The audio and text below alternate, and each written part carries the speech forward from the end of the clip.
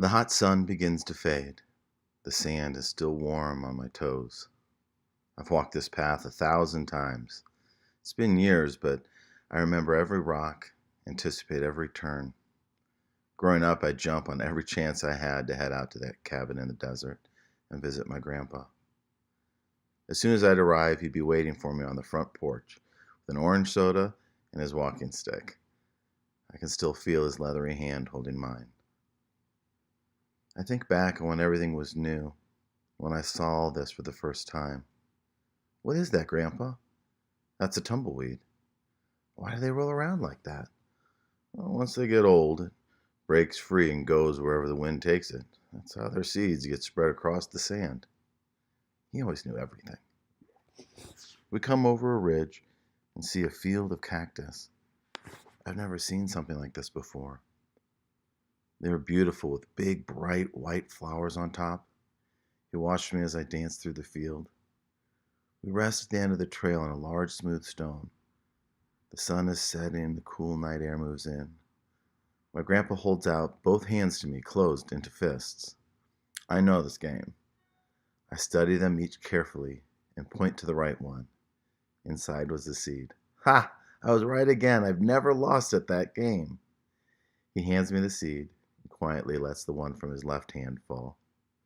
We skip the rest of the way back to the cabin. At the end of every summer, I hated saying goodbye. Life was so simple there. As we made the long drive back to the Midwest, I kept a small mason jar in my lap. Inside were some rocks, soil and sand, and one precious seed. The school year would start and my life would begin again. I'd always catch myself dreaming of the desert. As soon as I'd get home, I would turn on my heat lamp and watch my seed for signs of life. Every day I would make sure the soil was just right, there was just enough water, and that the light would provide that needed heat. My grandfather would write me letters, telling me what he and Grandma were doing, updating me on the weather, and always closing with, "How's little cactus?" I would write him back, telling him about my mean friends or send a picture of my new haircut. I'd always close with a photo of little cactus, something with a sign saying howdy, or maybe dressing him in a sombrero and mustache. In high school, I remember having some friends over. One of them asked about little cactus. "Why do you have that in your room?" I explained that I liked it, that I planted it 10 years ago from a seed my grandpa got me. Does it ever make a flower? They can, but it takes years, and the conditions have to be perfect. I've been trying for so long, I don't know if it'll ever bloom. She takes a closer look at little cactus and says, "I like roses." The other girl adds, "Oh, I love tulips." I straighten up and say, "Well, I like cactus." The girls look at each other and start to laugh. I sit on my bed a week later, reading a letter from my grandpa. Don't be upset with your friends. They haven't seen the fields that you have seen. To them, a flower is something pretty that you cut and put in a vase for a moment of pleasure. All they see are spines and thorns. It's a gift to understand the beauty that comes from nurturing and growing something. He always knew everything. I was sitting in my room when the phone rang. Somehow I just knew. My mom stands in the doorway, tears in her eyes. Before she says a word, I look at her and say, "Grandpa's gone." I don't remember much of the funeral. It was small, with people saying kind words about a man I felt they really didn't even know. Everyone was watching me, waiting for me to break down, to sob. I never did. As family gathers at the cabin, consoling my grandmother with casseroles and sangria, I grab my backpack and his walking stick and head out to our trail. I've never walked it alone. I get to the end where he and I would sit on that large stone, watch the sun light the sky and sand up with an orange glow. I unzip my backpack and carefully take out little cactus. I dig a small hole in the sand and set the root and the soil in. I pour the last of the water from my canteen and say goodbye.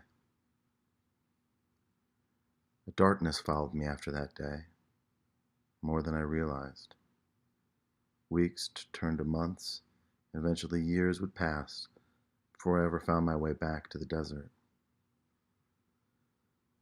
Mom asked, as she did every summer, if I'd like to join the family to visit Grandma. I'm really busy, Mom, with work and volleyball, but tell her I said hi. Baby, she's not well. I think this might be our last chance to see her. I stare out of the window as we drive through the night. It feels like the distance has somehow gotten longer until I finally see that familiar light on the porch. What I wouldn't give for an orange soda right now.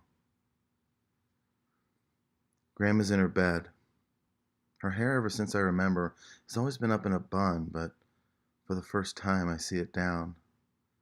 She looks pretty in a white cotton nightgown with silver hair flowing across the pillows.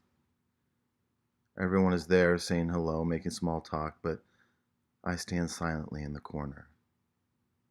Her eyes finally meet mine, and I see her smile. She beckons me over to her bedside. Everyone leaves the room, and I just sit there with Grandma in the quiet for what seems like hours, although I'm sure it was just minutes. She reaches out and takes my hand into hers. You know, he loved you more than life itself. He would always talk about his special little flower. In the afternoons, I'd catch him watching for the dust of the mail truck. The bills would get thrown on the table until he'd hold one envelope in the air in triumph. We would brew 2 cups of coffee and go out on the porch, where he'd read to me your letters over and over again. Those pictures of your plant were so funny. He would just laugh and laugh. She motions towards Grandpa's closet. I open the door. Covering every inch of the walls are hundreds of pictures of little cactus, each held up by its own little thumbtack. I felt a heat start to spread through my body. I tried desperately to keep it down, but it was too late. A sound I'd never heard pours out of my mouth, and I begin to sob uncontrollably. I'm so sorry I haven't visited. I just didn't know what I should do. I'm so lost. Why did he have to leave us? Sweet child, he didn't leave us. When there's a great need in this world and it's met by your great gift, that's a life well lived. Your grandfather's greatest gift was his love for you. It made this world a better place. It would hurt his heart so much to see the sadness that you've been living in all these years. I don't know what to do. I don't feel anything anymore. Everything I do is wrong. I couldn't even get my cactus to bloom. If he was here, he could tell me what to do, but he's not. I don't want to let go. All things need to go where God intends them to go. If we stand against that, our lives become gray and broken. Your cactus was born to live in the desert, not on a desk. Sometimes you have to let go of the things you love to let it become what God designed it to be. Do you believe in heaven? Of course, Grandma. Do you believe your grandpa's there? You know that I do. Then with all that you know about heaven, would you bring him back if you could? I stare at the ground. I see my old hiking boots in the corner. I lace them up and grab the walking stick that still sits by the door.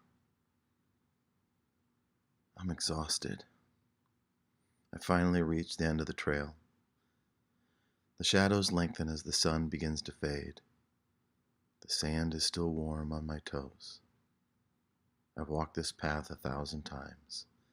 It's been years, but I remember every rock, anticipate every turn. As I go to sit on the large, smooth stone at the end of the trail, I immediately notice that something is different. There to the left is a little cactus.